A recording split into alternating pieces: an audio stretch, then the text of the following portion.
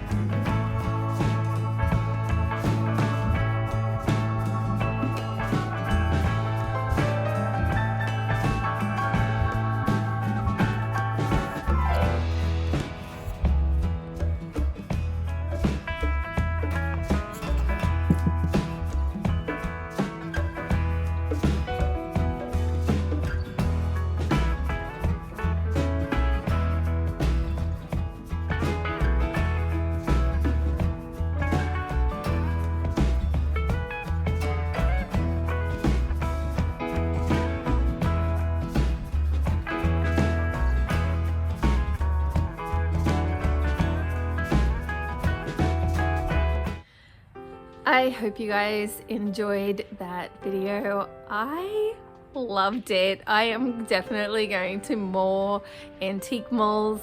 Those places are gold mines.